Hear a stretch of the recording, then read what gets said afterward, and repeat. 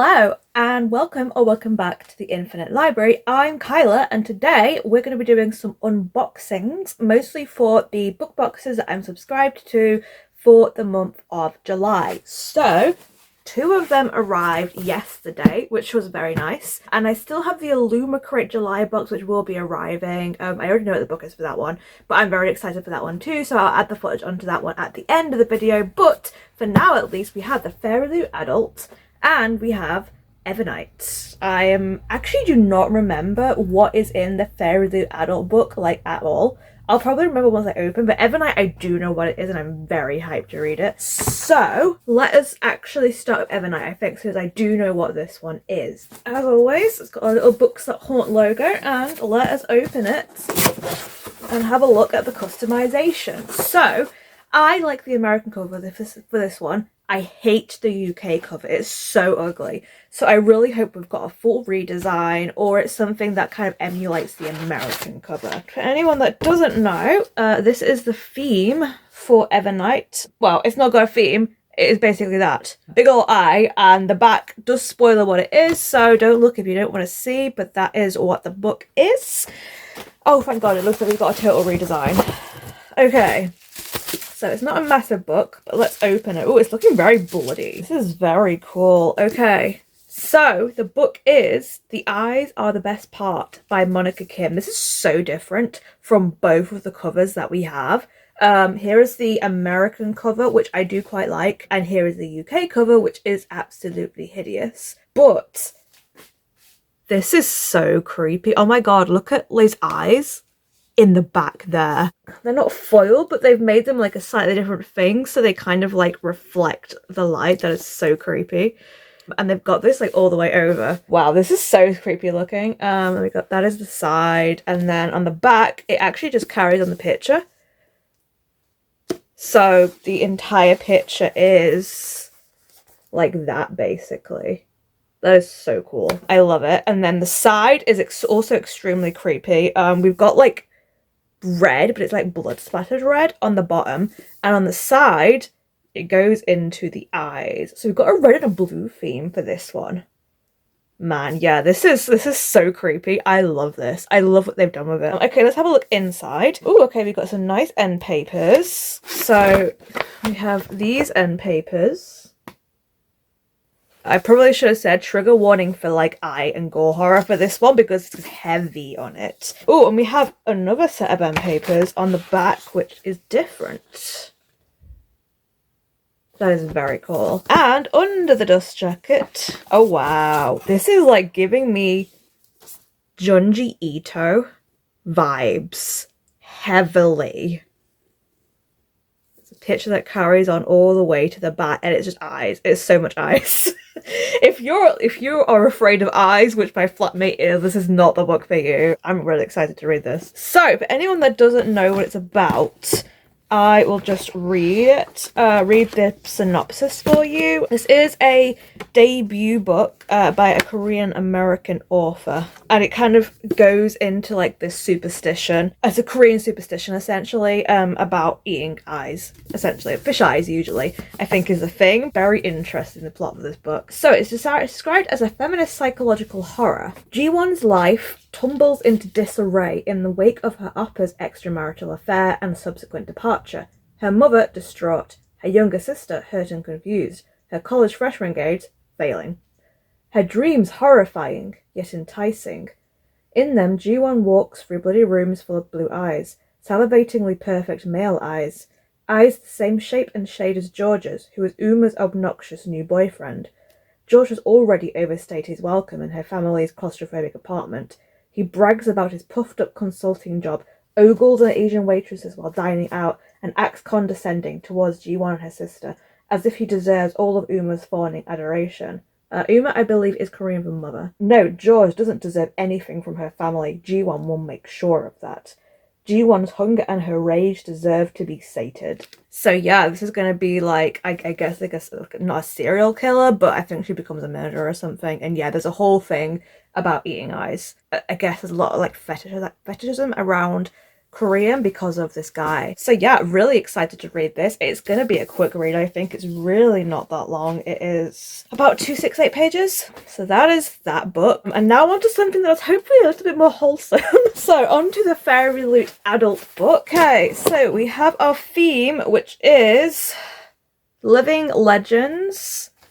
And here is the book spoiler card. I now vaguely remember this book. It's not one, it's one I've been seeing around a little bit recently, but it's not one that I'm like super hyped to read. Is this the Mulan retelling? Oh, this is very nicely designed though. So this is The Night Ends with Fire by KX Song. So this is an Asian Chinese, I believe. It's got some lovely gold foiling going on here with like a dragon. On the back it says never trust a dragon. And the sprayed edges are really nice. It's a continued sprayed edge. So it starts off like this basically. And then we carry on with like, I guess it's like dragon coils. And then we go on to that at the back. So it's actually different on the top and the bottom, which we don't see too often. I'm right, it is. It's an epic fantasy retelling of Mulan. I thought so. So we have these end papers, which are gorgeous. And I don't know. Oh, okay, I've just spotted Under the Dust jacket and I like it a lot more. Oh, we've got different end papers on the back. Oh, we've got a reversible book jacket. So then we've got this one. So it looks like it's the same girl, possibly in both, but with a different guy. I'm wondering if this is like a humanized version of the dragon. Quite possibly. Oh, I only just noticed in the front. I was like, I just thought it was a dragon. But if you look closely, you can just see. Focus. There is a girl here who is like calling to the dragon. So let's have a look under the dust jacket, and we've actually got a reversible cover. A reversible jacket, should I say. So I think this is possibly the original cover, but with a different colour theme. I'll put the cover here for what it actually does look like, because I really don't remember. But yeah, I quite like that we have, like, this is the same kind of idea, but in a very different, like, vibe, essentially. And yeah, I really like that. The tagline, raised to obey, destined to rebel. And yeah, it very handily, because I don't see this very often, actually has like the synopsis and the author details on both sides, just in different colours. So this I love is what it looks like under the dust jacket. It is total opposite colour combo from what it is on there. It is stunning. Look at that gold foil. And it's all like fire and stuff. We've got that on the side, and then this carries on to the back. And it looks like we've got a phoenix, which I didn't know there was going to be a phoenix in this book. So I'm definitely intrigued now. I love how this is like, it ombres from a very dark brown all the way down. That is so cool. I really like that. Yeah, that is absolutely stunning. So yeah, I do like this, but I really love this. I think as we just see so much blue and purple done a lot in fantasy, particularly in special edition book boxes for Illumicrate and FairyLoot. So I'm actually really happy to see something that's a little bit different. Oh, there's also foiling. All those gold bits are foiled. I'm just seeing if we've got anything else in here. We've got an author letter. I don't think it's signed. No, it's not actually signed. But that doesn't bother me too much. So yeah, it's about average size for a fantasy. Hello, what is this on the back? So it's like 430 pages. I just turned to the back. It's probably a spoiler. But like, what is this? It's like an extract of something, and then it's almost like it's been like handwritten. It's a chapter? Read on for the exclusive FairyLoot bonus content. Oh, okay. So it's like an extra chapter. Chapter 26. How many chapters is that? I'm like, does this like fit midway through the story, or is this all there is? No, it's like it's an extra final chapter that you get with this. That's interesting. I don't love, to be honest, when you get bonus like bits of actual story that's only exclusive to special edition, because I think that is kind of unfair to readers who buy the original book. But yeah, happy to read it, and let's actually have a look at what the book is about. Because literally all I know about this is that it's a Mulan retelling. I know absolutely nothing else about it. I think I've heard that like it does have like Mushu as the dragon spirit, but he's very different from like our typical Disney, and he's like not to be trusted, I guess, because of that. So he's like evil, or he's trying to use Mulan or something. Okay, here is the premise. The three kingdoms are at war, but Malin's father refuses to answer the imperial draft. Trapped by his opium addiction, he plans to sell Malin for her dowry instead. But when she discovers that her husband-to-be is violent and ill-tempered, she decides to take matters into her own hands. The beginning of that actually sounds a little bit like To Gaze Upon Wicked Gods, with the whole opium addiction thing. The very next day, she disguises herself as a boy and enlists in her father's place.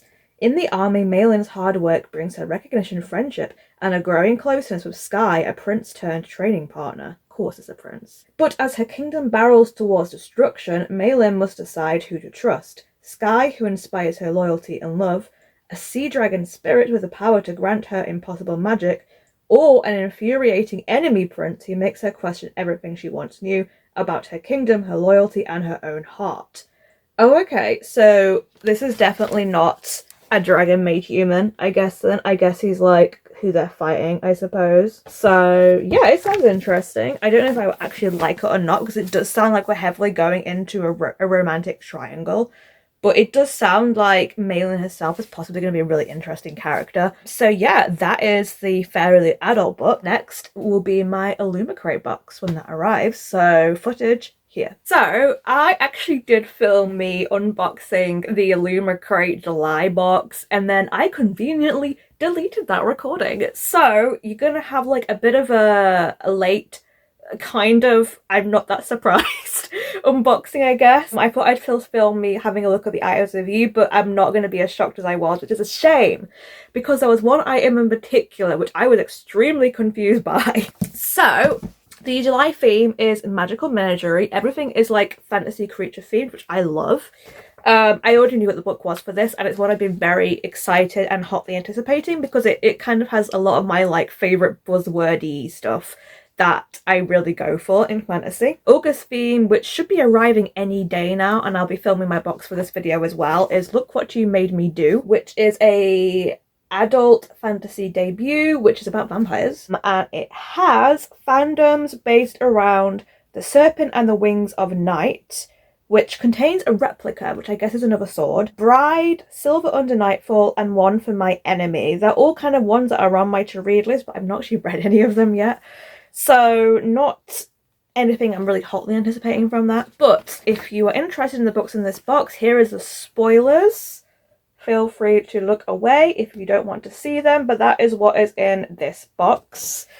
And we'll go straight on to the items. So let's start with the item that I was really confused by. So we have this little pleather, let me take out the packaging so you can see it better. This little like pleather thing, and I was like, I thought this was a phone holder, and I was really confused because I was like, my phone is not gonna fit in this, like it's too small. And then you open it up and it's got like a little mirror.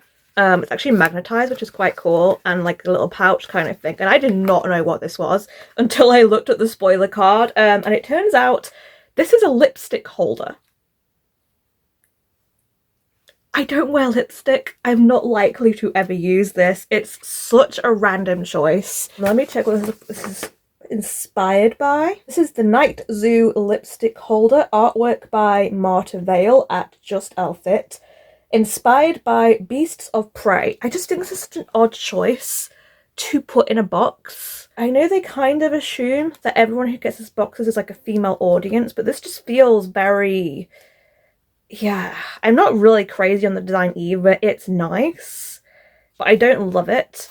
And yeah, this just felt really odd, and yeah, I was very confused by this. It's certainly not something I'm going to be using myself. So I was kind of disappointed by that item. I'm also kind of disappointed by the next item as well. I love everything else in this box, by the way. But I was very excited because we're actually getting an Emily Wilde item. And it is a set of magnetic bookmarks, which has like some of the fae creatures, and I think this is supposed to be Shadow. And I like this one a lot, but I think these are just so dark that it's really hard to tell exactly what's going on, which is unfortunate. I think the art is nice, but I just think the colouring of these is so dark it's hard to tell, and I don't love that they've kind of been like cut around. I think this is the best one, honestly, and then these two I don't love. Yeah, I would rather they just be kind of like have like a curved shape or something and not have this kind of thing because that just kind of bothers me. It just looks kind of messy.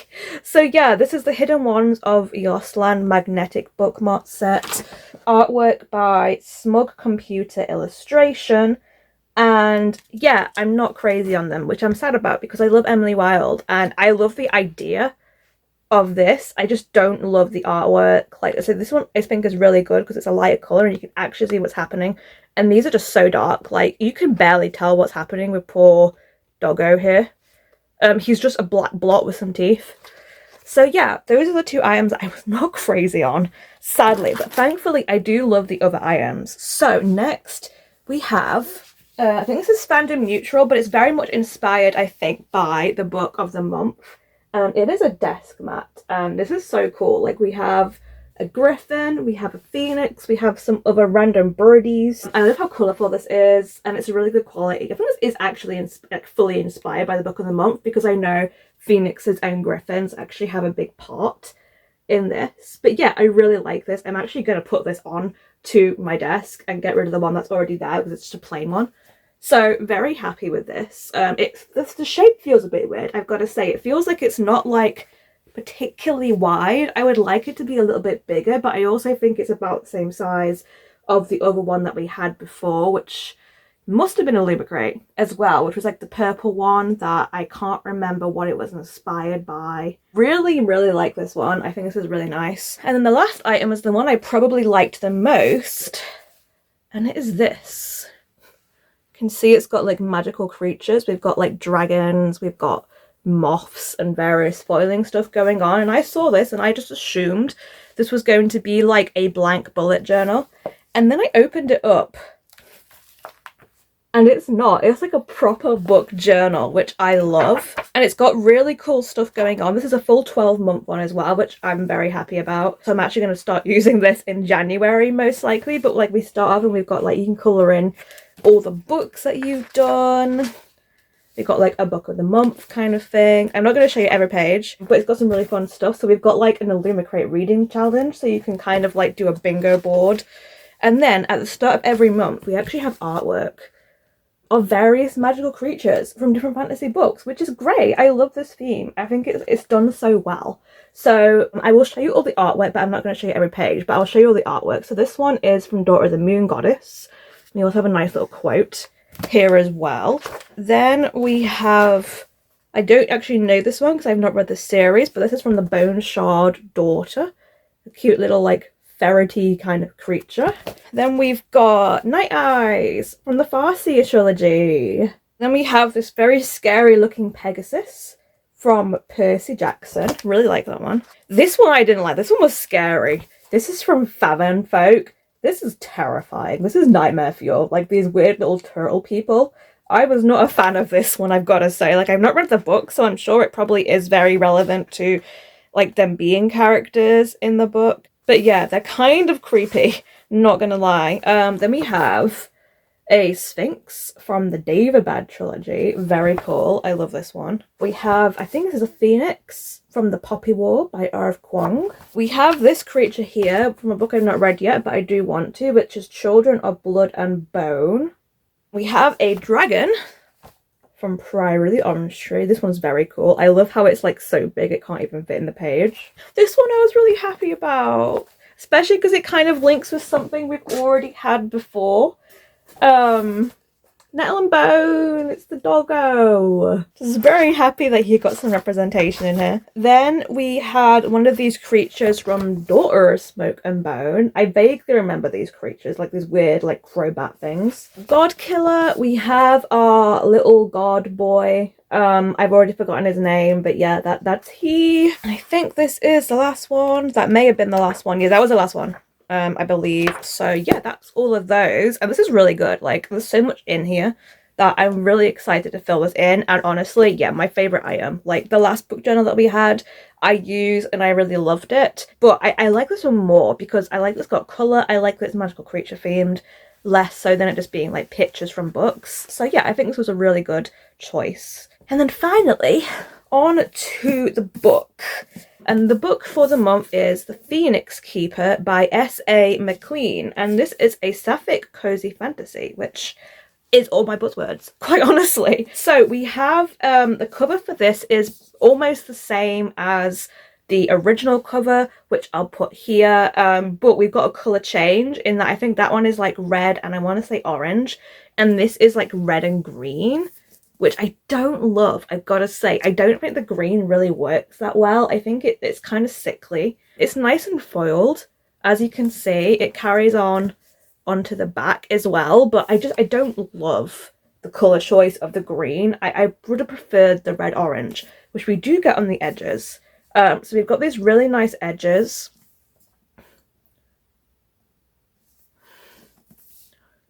Super nice. Do these carry on from the edges? I think they almost kind of carry on a little bit, but it's a bit hard to tell. No, they don't. They're just repeating pattern. So yeah, I don't love the dust cover, but thankfully I love what's under the dust jacket. But let's have a look at the end papers first.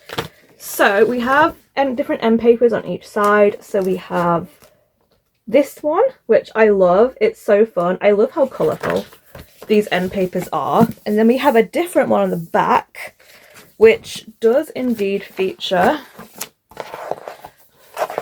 our romantic partner. Also, I just love that the author has like a sword or something in her author photo. That's so cool. So yeah, really like that. This is signed along with a nice little illustration here of her with, I think this is supposed to be the phoenix. And we've also got like an author letter, which is kind of like a little illustrated thing with drawings and stuff, which is super cute. I love that they did this. It's so nice. There's also a map, which is very cool, of the zoo. And like, it looks like we are just going to get illustrations here and there throughout the book, which I love. I love when like they do that kind of thing. So under the dust jacket, it is not like a reverse or anything, but I love how it looks under the dust jacket. And this is very much more, well, I prefer this much more to the main cover. But we have the phoenix, and it's almost like it's like a portrait, which is so cool. It's not foiled or anything, but it's really nice. And then we have that on the side, and then on the back it's almost like a poster for something that's going to be happening in the book. So it says, world famous San Tamculo Zoo help save the Silly phoenix. So yeah, really like, I love that the tail also kind of carries on onto the back. And yeah, I just think this is a really cool design. I really do love this, much more than the actual dust jacket. So I will just tell you what the book is actually about now. And yeah, just in general, this is something I'm very excited to read, so I am hoping to get to this quite soon. As head phoenix keeper at a world-renowned zoo for magical creatures, Isla's childhood dream of conserving critically endangered firebirds seems closer than ever. There's just one glaring caveat. Her zoo's breeding program hasn't functioned for a decade. When a tragic phoenix heist sabotages the flagship initiative at a neighbouring zoo, Isla must prove her derelict facilities are fit to take the reins. But saving an entire species from extinction requires more than stellar animal handling skills. Carnivorous waterhorses, tempestuous thunderhawks, mischievous dragons, Isla has no problem wrangling beasts. Inspiring zoo patrons? That's another story. Mustering the courage to ask for help from the hotshot griffin keeper at the zoo's most popular exhibit? Virtually impossible. Especially when that hotshot griffin keeper happens to be her arch rival from college, so we're getting enemies to lovers here. Luciana, an annoyingly brooding and insufferable know-it-all with the grace of a basilisk and the face of a goddess, who's convinced that Isla's beloved phoenix would serve their cause better as an active performer rather than as a passive conservation exhibit. With the world watching and the threat of poachers looming, Isla's success is no longer merely a matter of keeping her job. She is the keeper of the phoenix, and the future of a species now rests on her shoulders. There's just one thing she has to remember. She is also not alone. So yeah, this sounds really cute and really cozy. I'm fully here for this. And yeah, that is the July box. Let me know below which items you liked. Did you like the items I didn't like? Are you also confused by them? Hello, I'm wearing these because I look extremely tired right now, and this hides it just a tiny bit. But the August Illumicrate box has arrived. I'm so excited. I really am excited about the book that's in here. In fact, to be fair, we've had like two really good books from July and August boxes. And I, as always, can't remember what fandom items are in the box, but my friend has already opened it and I've been told I think I'm going to like it. So let's open it and see what we've got. So the theme for this is Look What You Made Me Do. September's theme is darker academia. We've actually been told what the book is for this one, because it is actually going to be A Dark and Drowning Tide by Alison Saft, which I am extremely excited about because it's sapphic dark academia and it sounds completely up my alley. I love the American cover for it, but I don't really like the UK cover, so I'm hoping we get a really good redesign. But yeah, that's what we're getting for September's box. And the themes are all apparently going to be fandom neutral, with the theme of dark academia, and we're getting a bookshelf puzzle, which I'm not mad about. Although we have had a very dark academia bookshelf puzzle before, because we had the all of our villains one, I think it was called, which I did that before. But yeah, I'm not looking at the spoilers, but for anyone that is interested in the spoilers for today's box, here they are. Feel free to pause and take a quick look. But I'm now going to have a look at what's actually in the box. Okay, we've got some interest. There's a lot of black and white looking items so far in this box. We've got something that's a big old box, which I'm guessing is going to be a mug or something. Although I think I've had a mug recently, so it can't be a mug. But this one says what it is already. Oh, okay. This is a Baba Yaga pill organizer, inspired by One for My Enemy by Olivia Blake. I have read some of Atlas 6 series, but I've not actually read this book.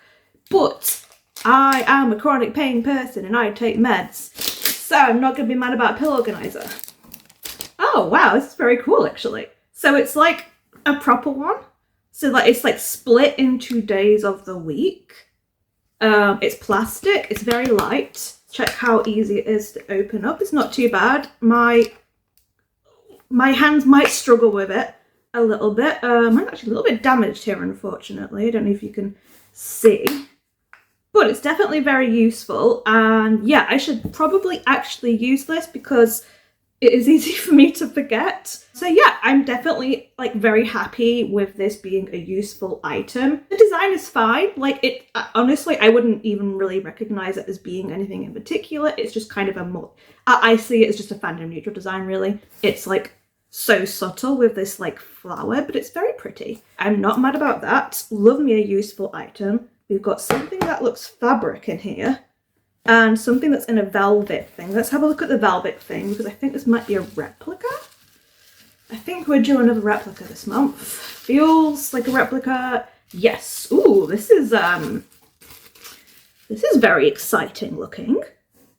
I don't know what it's from. Although it does look vaguely familiar. It's very gothic and stuff. I like that a lot actually. Happy with that. I will check what all the items are before I do the box, but it's got quite a heft to it as well, I've got to say. Like, I'm going to do the box last because the box feels the most exciting, to be honest. So this looks like it's ooh, I don't know, like a package of some sort. It's very cute. It's kind of like giving me gothic cottagecore vibes. They've actually got it in a, don't get those very often, reusable package bags. Oh, it's two of them. I think these are just like bags for you to put like food and stuff in. I think like they're kind of like got this netting thing and they fold out to be quite big, so you could like put, I guess, like sandwiches and stuff in here. Although they've got these like things that are supposed to like hook onto things. I feel like I should know what these are, and I'm probably completely wrong, and they're actually something a lot more, they're actually not what I'm saying they are. But we have this, but I do like them. They look waterproof, and yeah, we've got this cool black and white design that has, let me try and put it the actual right way around, there we go. I don't know if this is inspired by anything. We've got peanut butter jam, bats, paws, moons. I mean, I like it. And then it's the exact same design on the other one, but in red.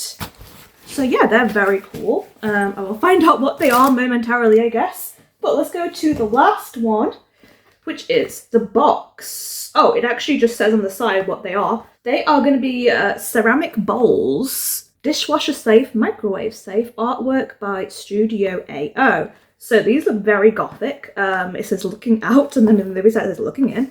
I don't know if that is the design we're getting. I can always use more dishware. Actually, these kind of remind me of the plates that we had, because they were like white and black themed too, and they're so nice. I don't really use them. I think this is probably inspired by the book of the month because it's vampire themed. This is very cool. I like this a lot. I've got a little dent on mine, unfortunately. And then inside, we've got a bat taking flight. Very nice. These are like just good for like putting like little snacks in or something. Oh, the other one has a different design. So this one is the coffin. Oh, we've got, this is just literally Dracula, it feels like. I guess that's looking in, maybe? Because, well, I don't know, because we've got different pictures on each side. So we've got like Dracula, and we've got like stairs going up, and we've got a hanging bat, and then just a coffin. And back to him again. And then this one, which is black and white, we have the same bat, but it's in white on the inside. Very cute. But we have windows in this one. It's like in a starry sky. So we've got like, focus. We've got like, it's like a window, different phases of the moon and a bat. And we've got a castle. And then we've got, I can't see what that is. Oh, it's like a tree with a scenery kind of thing.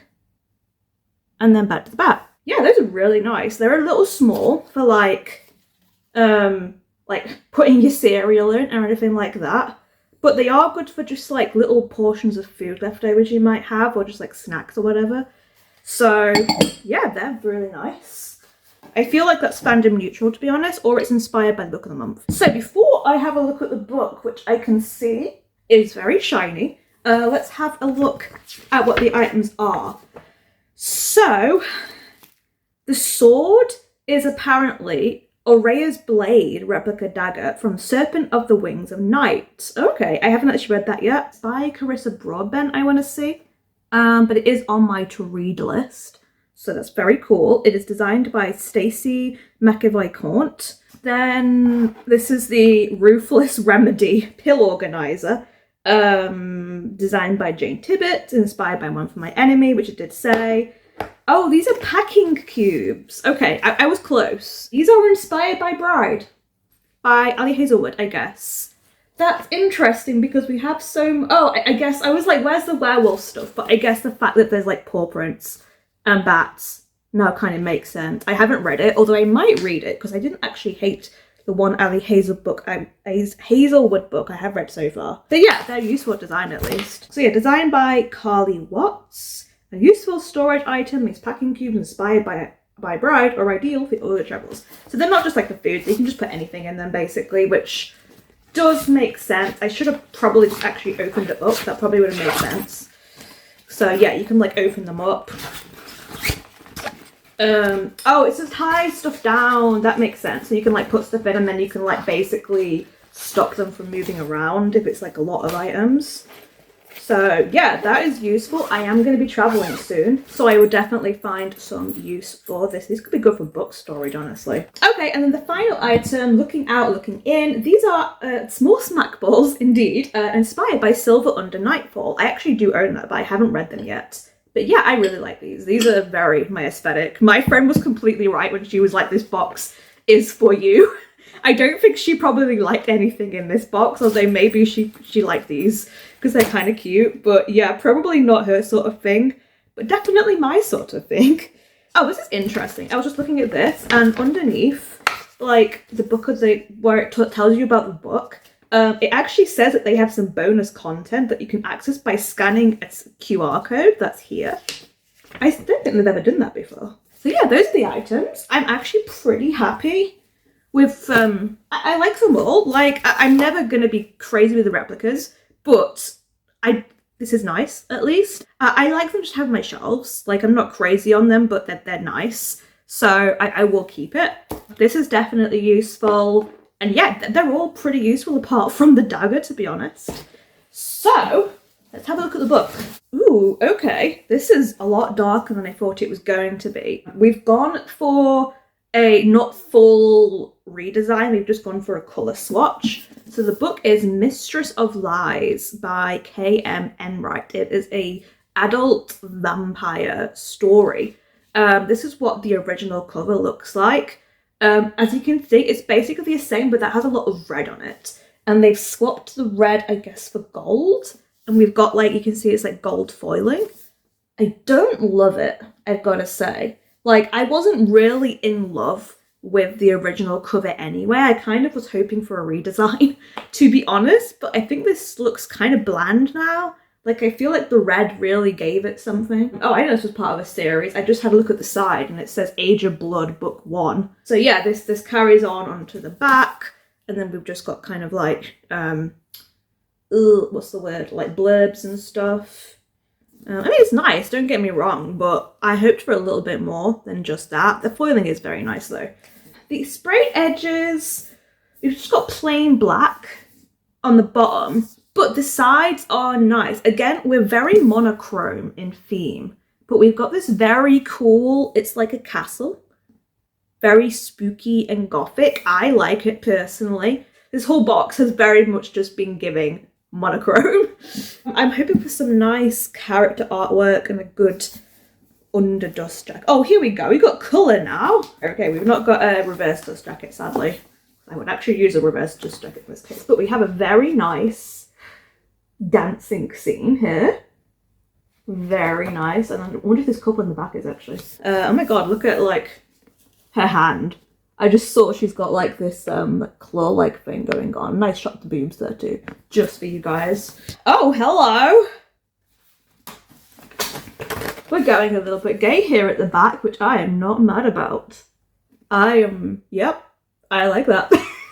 I am definitely not mad about that. That's the same guy, but now he's dancing with somebody else. Oh, and two women are dancing together in the background too. I didn't even notice that. It is signed. It looks digitally signed. We've got a content warning at the bottom. Sensitive material included but not limited to explicit sexual content, murder, patricide, gore, blood magic, and bloodletting for purposes of magic, discussion of racism and classism, and mentions of rape. There is a scene of explicit sexual content with a trans masculine character in which certain anatomical terms I'm not going to say because it's YouTube are used. There is no transphobia, misgendering, or dead naming. Okay, cool, good. I'm very glad for that.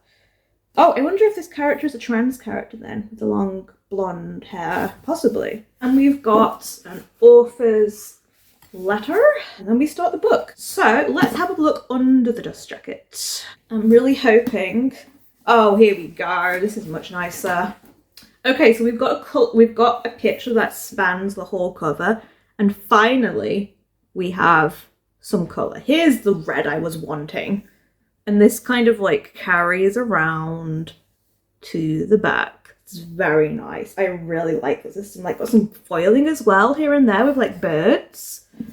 So the whole cover like together looks like that basically, which is really nice. That is the book. I will just tell you what it's about very quickly, sorry. Okay, so the book is about the daughter of a powerful but disgraced blood worker. Shan Leclerc has spent her entire life perfecting her blood magic, building her network of spies and gathering scraps of power. Now, to protect her brother, she assassinates their father and takes her place as the head of the family. And that is only the start of her revenge. So I guess this is our main character here. Samuel Hutchinson is a bastard with a terrible gift. When he stumbles upon the first victim of a magical serial killer, he's drawn into the world of sorcery and intrigue he's worked so hard to avoid, and is pulled deeply into the ravenous and bloodthirsty court of the Vampire King. Tasked to discover the identity of the killer cutting a bloody swathe through the city, Samuel, Shan, and mysterious royal blood worker Isaac find themselves growing ever closer to each other.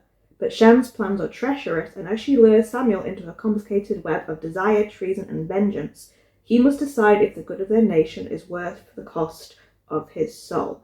This feels like it could be polyamorous, and I'm not mad about it if that's the case. So yeah, I guess one of these guys is, one of these people is Isaac, and then the other person is somebody else.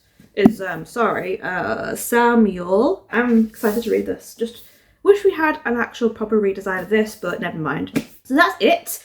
And that is actually it for all of the unboxings for this video. I didn't expect to end up putting 2 months into one, but it just be that way sometimes. So yeah, I will see you in another video.